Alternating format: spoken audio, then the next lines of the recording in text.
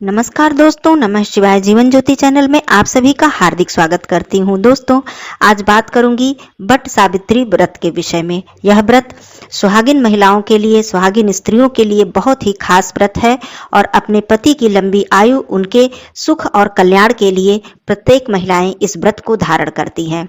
इस व्रत में वट वृक्ष की पूजा की जाती है, अर्थात बरगद के वृक्ष की पूजा की जाती है। इसकी आप लोग संपूर्ण विधि जानेंगे और बहुत ही प्राचीन विधि जानेंगे, जो कि कई वर्षों से यही विधि चलती चली आ रही है और इसी विधि से पूजा करना अत्यंत उत्तम होता है। तो आप लोग सभी विधि जानेंगे।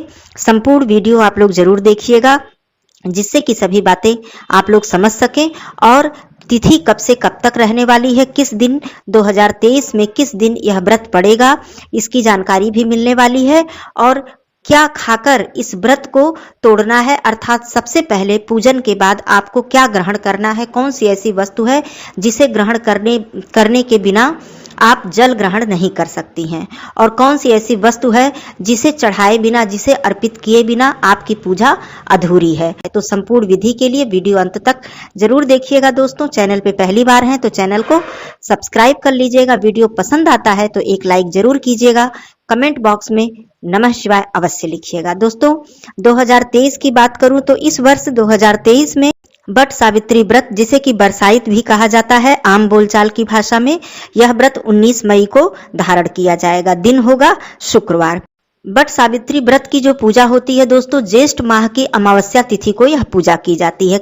ज्येष्ठ माह की अमावस्या तिथि प्रारंभ हो रही है 18 मई 2023 को रात में 9:42 पर और इसका समापन होगा 19 मई को रात में 9:22 पर। तो कहने का अर्थ है कि संपूर्ण अमावस्या तिथि प्राप्त हो रही है। पूजन अर्चन के लिए हम लोगों को पर्याप्त समय मिलने वाला है, परंतु इसका पूजन अर्चन सुबह कर लेना ही अत्यंत उत्तम होता है। इसकी पूजा का जो शुभ मुहूर्त है वो सुबह 7:19 से लेकर 10:42 तक पूजा का शुभ मुहूर्त है। 19 मई के दिन आप लोग वट सावित्री व्रत की पूजा इस अवधि के दौरान, इस समय के दौरान अवश्य ही संपूर्ण कर लीजिएगा। अब आइए सारी विधि जान लेते हैं। एक एक करके मैं पूरी विधि बताऊंगी। हो सकता है वीडियो दोस्तों कुछ लंबा हो जाए, लेकिन सारी विधि आप लोग अवश्य ही समझ लीजिएगा। सुबह आपको उठकर सुबह सवेरे स्नान आदि आप लोग कर लेंगे। अमावस्या तिथि है, इस दिन गंगा स्नान करना, पवित्र सरोवर में स्नान करना बहुत ही उत्तम माना जाता है। आप यदि घर पे हैं तो अपने घर पे गंगा जल पानी में डालकर आप लोग स्नान कर लीजिए। नित्य प्रति की जो पूजा है आपकी, सूर्य देव जी को जल अर्पित कीजिए, माँ तुलसी जी को जल अर्पित कीजिए। इस दिन शुक्रवार का दिन है, माँ लक्ष्मी जी का दिन है। अपने घर के मंदिर में पूजन अर्चन कीजिए और जैसा कि मैंने समय बताया, इस समय के हिसाब से आप लोग वट वृक्ष की पूजा अवश्य कर लीजिए। अब बात आती है वट वृक्ष की पूजा। आप चाहें तो जहां पर वट वृक्ष है, आप लोग अपने घर के आसपास कहीं भी है वहां पर जाकर पूजन करती हैं तो ये बहुत अच्छी बात है। नहीं तो अपने घर में गमले में लगाकर भी बहुत सी माताएं बहनें पूजन करती हैं, तो ऐसा भी आप लोग कर सकती हैं, परंतु विधि वही रहेगी जैसा कि जो भी प्राचीन विधि है जो मैं बताऊंगी उसी तरह से आप लोग पूजा करें, चाहे घर पे करें या फिर बाहर जाकर करती हैं। आपने स्नान कर लिया। इस दिन दोस्तों सबसे पहली बात तो श्रृंगार करने का बहुत ही महत्व होता है। जितनी भी माताएं बहनें हैं संपूर्ण श्रृंगार कर लेंगी। यहाँ तक कि आपके पास जो जेवर हैं आपने रखे हैं, जो कि जैसा कि आप सभी लोग जानते हैं कि बहुत अधिक जेवर महिलाएं प्रतिदिन तो पहन नहीं सकती हैं, प्रतिदिन हम लोग नहीं पहनते हैं। जो सुहाग की विशेष निशानियां हैं वो धारण करते हैं, लेकिन आप इस दिन संपूर्ण श्रृंगार कर लीजिएगा। यहाँ तक कि आप अपने जो भी जेवर हैं, मांग टीका है, नथ है, ये सारी चीजें पहनकर आप लोग श्रृंगार कर लीजिएगा। तो पूरा श्रृंगार आपने कर लिया। अब आइए मैं बात करती हूँ सामग्री की, आपको क्या क्या सामग्री लेनी है। आप एक थाल में या टोकरी में, जो भी आपकी सुविधा हो, सबसे पहले आप एक लोटा रख लीजिए जिसमें कि जल की आवश्यकता पड़ेगी। दूसरी बात, आप एक दीपक रख लीजिए, तेल रख लीजिए, कलावा की बाती मतलब कलावा रख लीजिए। कलावा वैसे भी वट वृक्ष में लपेटने के लिए भी आवश्यकता पड़ेगी और वैसे भी आपको बाती उसी कलावा की आप लोग बना लीजिएगा। और भी कलावा की आवश्यकता पड़ेगी, आप लोग और भी ज्यादा कलावा रख लीजिएगा। मैं बाद में बताती हूँ कि क्या आवश्यकता वहां पर पड़ेगी। सबसे पहली बात तो जो आवश्यक चीज है वो पंखा, जो हाथ वाला पंखा होता है, खास करके बांस का पंखा। यदि मान लीजिए कहीं बांस का पंखा नहीं मिल पाता है, पूजन तो बांस के पंखे से ही किया जाता है, लेकिन नहीं मिल पाता है तो आप लोग हाथ का बनाया हुआ पंखा या फिर जो प्लास्टिक के पंखे भी मार्केट में मिलते हैं तो आप वैसा भी पंखा ले सकती हैं।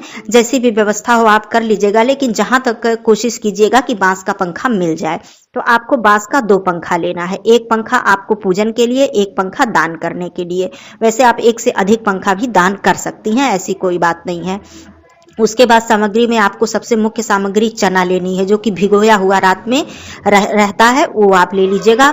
अपना सिंघौरा जो होता है, जिसको सिंदूरा भी कहते हैं, आप वहां पर ले जाकर भी वहां पर सिंदूर लगा सकती हैं, और चाहे तो घर से भी सिंधौरा का सिंदूर लगाकर जा सकती हैं। दोस्तों, इस दिन शुक्रवार का दिन है, माताएं बहनें बाल भी धुल सकती हैं, और सिंधौरा का सिंदूर जरूर ही इस दिन लगाएं, मांग भर के लगाएं, पूरी मांग भर के आप इस दिन सिंदूर लगाएं। और आप चाहें तो सिंघौरा अपने साथ लेकर पूजन करने जाएं, ये भी बहुत ही शुभ होता है। प्राचीन समय से ही हमारे यहाँ सभी लोग सिंघौरा लेकर ही जाते हैं बट वृक्ष की पूजा करने। ये हो गया। अब बात आती है कि और कौन कौन सी सामग्री है। देखिए दोस्तों, दूसरी चीज मैं बता दूं कि जो वहां पर सबसे पहली बात तो आप 2 सुपारी ले लीजिएगा, क्योंकि गौरी गणेश जी का पूजन सबसे पहले होगा। सुपारी ले लीजिएगा। एक पीला वस्त्र बट वृक्ष को ओढ़ाने के लिए, वैसे तो आप चढ़ाने माता गौरी जी को अर्पित करने के लिए वस्त्र सामग्री, श्रृंगार की सभी सामग्री रख लीजिएगा, लेकिन एक पीला वस्त्र चाहे छोटा बड़ा जैसा भी आपकी सुविधा हो, आप बट वृक्ष पे उठाने के लिए ले लीजिएगा। हल्दी ले लीजिएगा, चंदन ले लीजिएगा, एक जो सिंदूर है, अलग से एक सिंदूर माँ गौरी जी को अर्पित करने के लिए आप ले लीजिएगा, और एक जो सिंदूर है, सिंदूर की डिब्बी आप माता गौरी जी को चढ़ाने के लिए, जैसे कि जो वस्त्र और श्रृंगार के साथ आप रखेंगी उस सामग्री में, वो सिंदूर अलग और एक अर्पित करने के लिए सिंदूर अलग, वो ले लीजिएगा। उसके बाद जैसे कि धूप बत्ती है, अगरबत्ती है, जो भी आप प्रयोग में लाती हैं ले लीजिएगा, पुष्प है आप ले लीजिएगा, ये सारी सामग्री आप ले लीजिएगा। उसके बाद आप बट वृक्ष चाहे आप घर पे कर रही हैं या बाहर जाकर, तो ये सारी सामग्री। अब मैं एक मुख्य सामग्री बताती हूँ जिसके बिना आपकी पूजा अधूरी है।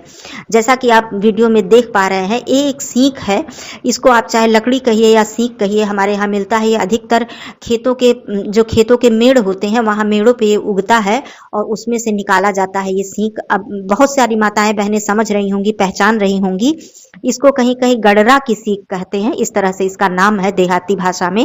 मैं बता दे रही हूँ, बहुत सी माताएं बहनें समझ जाएंगी, लेकिन कहीं कहीं ये सीख नहीं मिल पाता है, या शहर है नहीं मिल पा रहा है यदि, तो आप लोग क्या कीजिएगा कि जो आम का पेड़ तो मिल ही जाता है बहुत सी जगहों पे, तो आम के पेड़ से ये जो पतली वाली डाल होती है, डंठल जिसको कहते हैं, पत्ते का पतला सा आप एक डंठल तोड़ लीजिएगा। उसमें भी आप ये जो आटे की, जैसा कि आप लोग देख रही हैं, आटे की 4 गोलियां और एक चिड़िया, ये 4 एक जो माताएं बहनें हैं, मतलब मान लीजिए आपके घर में 3-4 महिला सदस्य हैं, तो सबके लिए ये 4-4 होता है, 4 चढ़ाया जाता है। 4 सीख में 4 गोलियां, एक सीख में 4-4 गोलियां और एक चिड़िया, जैसा कि आप वीडियो में देख पा रही हैं। तो इस तरह से आप बना लीजिएगा। सीख मिल जाता है, ये लकड़ी मिल जाती है तो बहुत अच्छी बात है, नहीं तो आप लोग इस तरह से आम के पेड़ का सीख या लकड़ी आप लोग ले लीजिएगा। यदि वो भी नहीं मिल पाता है तो आप लोग एक पत्ते पर, आम का पत्ता हो, इस दिन माताएं बहनें कोशिश करें, से बरगद के पेड़ के नीचे आप जा रही हैं तो बरगद का पत्ता स्वयं आप नहीं तोड़ेंगे, या बरगद का कोई भी डंठल या डाल आप लोग को नहीं तोड़ना है स्वयं। तो ये हो गया। तो आप आम के पत्ते पर या पान के पत्ते पर इसको 4 गोलियां बनाकर, एक चिड़िया बनाकर, आटे की साफ आटा गूंथ लीजिएगा, थोड़ा टाइट रहे आटा, कड़ा आटा। उसके बाद इसे बनाकर आप लोग अर्पित कर दीजिएगा। ये मैं विकल्प बता रही हूँ, नहीं सीख मिल पाता है लकड़ी तब, लेकिन ये वस्तु जरूर चढ़ाइएगा। ये पुराने समय से, जब से मैंने होश संभाला है, मेरी दादी जब से पूजन करती आई हैं तब से ये नियम है, और मेरे ससुराल में भी, मेरे मायके में भी, मैंने जहां भी देखा है ये प्राचीन नियम अवश्य है और इसे चढ़ाया जाता है। इसका महत्व है, तो इसे आप लोग जरूर अर्पित कर दीजिएगा। उसके बाद जो आप पंखा लेके गई हैं, उस पंखे में हल्दी जरूर लगा लीजिएगा, चाहे आप वहां जाकर हल्दी लगाएं या घर से ही हल्दी लगाकर लेकर जा सकती हैं। और उस पंखे में एक रक्षा सूत्र, जिसे कि कलावा कहते हैं, मैंने बताया कि कलावा की आवश्यकता पड़ेगी, आप कलावा लपेट लीजिएगा। अब आइए पूजन की मैं बात करती हूँ, सब एक एक करके बता देती हूँ। सबसे पहले आप गई, आप वहां पर जाकर प्रणाम कीजिए, प्रणाम करके अपनी सामग्री रखिए, बैठिए और सबसे पहले जल अर्पित कीजिए। चारों तरफ से घूमकर परिक्रमा करके आप जल अर्पित कर दीजिए। फिर 1 लोटा जल बट वृक्ष के जड़ में आप चढ़ा दीजिए। चढ़ाने के बाद वहां पर बैठकर गौरी माता गणेश जी को स्थापित कर लीजिए, पान के पत्ते पर या फिर आम के पत्ते पर। सुपारी से बना लीजिए या गाय के गोबर से भी बनाया जाता है। बनाकर वहां पर सबसे पहले पूजन कीजिए, दीप प्रज्वलित कीजिए, धूप अर्पित कीजिए, पुष्प है तो पुष्प अर्पित कीजिए, और जो चना आप ले गई हैं वो चना अर्पित किया जाता है। माँ गौरी के को भी चना अर्पित कर दीजिए, और वहां वट वृक्ष के नीचे भी चना अर्पित किया जाता है। पहले माँ गौरी जी की पूजा, गणेश जी की पूजा कर लीजिए, प्रार्थना कर लीजिए, फिर आप वट वृक्ष में कलावा लपेटिए। कलावा आपको कितनी बार लपेटना है? मान लीजिए आपने एक पैकेट जो आप कलावा ले गई हैं उसे पूरा ही लपेट दीजिए, 3 बार, 5 बार, 7 बार, जितना बार हो सके, क्योंकि कभी वट वृक्ष बहुत ही विशाल है तो उसमें 2 ही 3 बार हो पाएगा, या पतला है, छोटा है तो ज्यादा बार हो पाएगा, लेकिन बीच में से आपको तोड़ने की आवश्यकता नहीं है, जितना भी है आप लपेट दीजिए। लपेटने के बाद आप बैठिए, उसके बाद वट वृक्ष की पूजा कीजिए। वहां पर जैसा कि आप लोग जानते हैं कि यह व्रत सावित्री और सत्यवान के लिए रखा जाता है। सावित्री ने कि यमराज के पास से वापस लेकर वो आई थी अपने सुहाग को, तो इसलिए इस व्रत में सुहाग का बहुत ही महत्व है, और प्रत्येक सुहागिन महिलाएं अपने पति के कल्याण के लिए ये व्रत रखती हैं। तो इस दिन उनका एक चित्र बनाया जाता है। आप चाहें तो ऐसे हल्दी से थोड़ा सा आकार बना दे, जैसे कि आप सोमवती अमावस्या पे सोना धोबिन का चित्र बनाती हैं, ऐसे ही हल्दी से एक आकार बना दें। वहां पर आप चंदन सिंदूर अर्पित कर दें, और एक जो पीला वस्त्र ले गई हैं वो पीला वस्त्र ओढ़ा दें वट वृक्ष के जड़ में, चाहे तो बड़ा हो चाहे छोटा हो, लेकिन एक वस्त्र आप ओढ़ा दें। उड़ाने के बाद आप वहां पर चना अर्पित करें। चना अर्पित करने के बाद माँ गौरी जी को जितना भी श्रृंगार का सामग्री आप ले गई हैं, फल है, पुष्प है, श्रृंगार की सारी सामग्री है, ये तो बहनों को बताने की आवश्यकता नहीं है कितनी श्रृंगार की सामग्री होती है, जितनी आपकी श्रद्धा हो। मुख्य जो श्रृंगार होता है चूड़ी, बिंदी, सिंदूर, आलता, ये सब होना ही चाहिए। बाकी आप जितनी भी आपकी इच्छा श्रद्धा हो आप अर्पित कर दीजिए।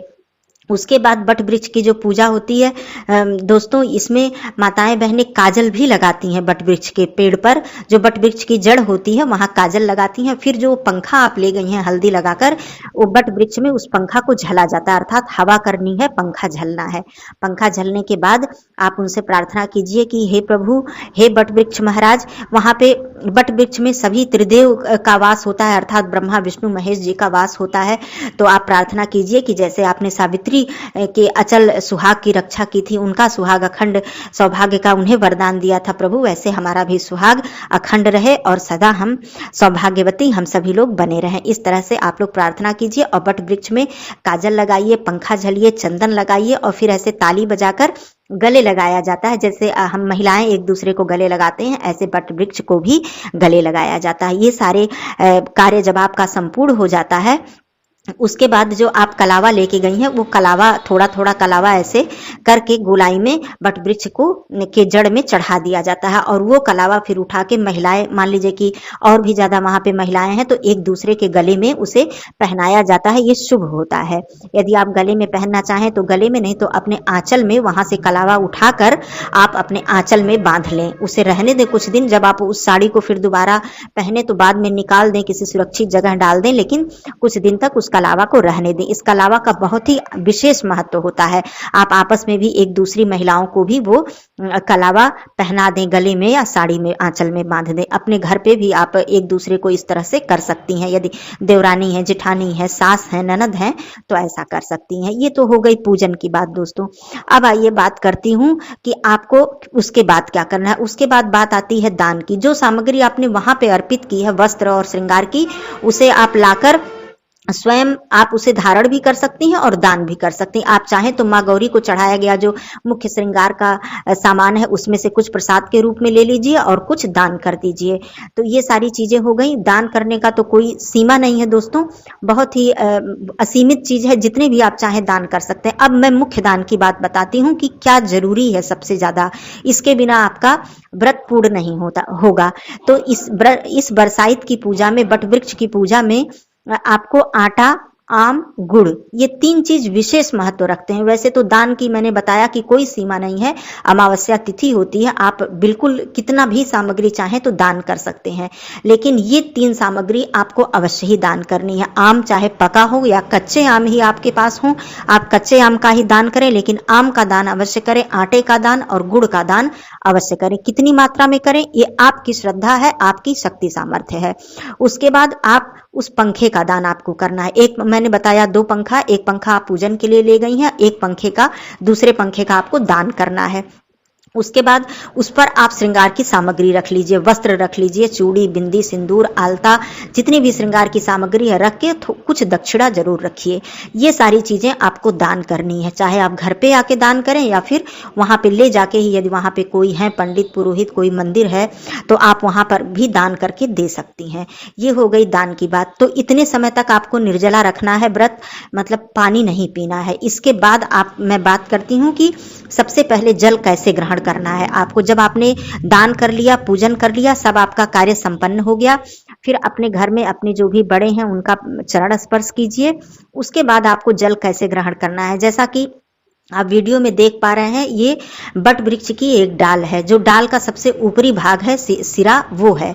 तो इसे सबसे पहले मैं बता दूं कि इसे कभी भी महिलाएं नहीं तोड़ती हैं। इस दिन, जिस दिन बट वृक्ष की पूजा करती हैं महिलाएं, इसे नहीं तोड़ती हैं, किसी अन्य से, किसी पुरुष वर्ग से इसे तोड़वाती हैं, चाहे वो अपने घर के सदस्य हो या कोई भी हो, या फिर आप पहले से भी तोड़वा के रख सकती हैं।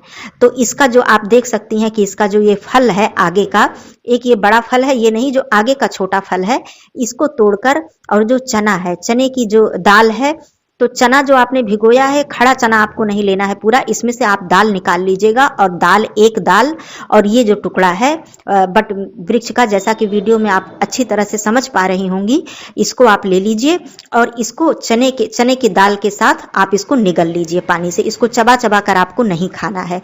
ये बहुत ही मुख्य जो 2 बातें मैंने बताई अर्पित करने के लिए और ये खाने के लिए, ये बहुत प्राचीन विधि है, जरूर इसे कर लीजिएगा। और अब तो शहरों में भी आपको ये मिल जाएगा, यदि आप ग्रामीण क्षेत्र से कोई आता है, जैसे आपके दूध जो देने आते होंगे, उनसे भी आप मंगा सकते हैं। यदि आपके पास मतलब नहीं वहाँ सुविधा है, तो जैसे भी आपको मिल जाए तो मंगा जरूर लीजिएगा। तो इसे ग्रहण करके, यदि मान लीजिए किसी परिस्थिति में आपको नहीं मिल रहा है, तो इस चने की दाल को आप ग्रहण करके पहले पानी पीजिएगा, चबा के नहीं खाना है, उसके बाद ही आप फिर जलपान कीजिएगा। तो ये सबसे मुख्य चीज है कि दान करने के बाद आपको जल कैसे ग्रहण करना है, इसी को ग्रहण करके, इस फल को ग्रहण करके आपको जल ग्रहण करना है। तो इसलिए इसको मैंने वीडियो में दिखा दिया है कि आप लोग अच्छे से समझ सके। उसके बाद व्रत कैसे रखा जाता है, व्रत के क्या क्या नियम हैं दोस्तों, इसके अगले वीडियो में मैं इसे बताऊंगी, क्योंकि वीडियो बहुत ज्यादा लंबा हो जाएगा। तो आप लोग उसको भी ध्यान दीजिएगा कि कैसे आपको व्रत रखना है, व्रत में क्या क्या नियम आपको निभाने हैं, ये सारी बातें। और फिर आगे भी और सारी वीडियो इसके विषय में आएंगी, तो आप लोग पूजन और दान के विषय में समझ गए होंगे। कोई बात, कोई प्रश्न है तो आप लोग पूछ लीजिएगा। आप सभी माताओं बहनों का अखंड सौभाग्य सदा बना रहे, ऐसी कामना करती हूँ। फिर मिलती हूँ अगले वीडियो में, तब तक के लिए धन्यवाद। नमः शिवाय।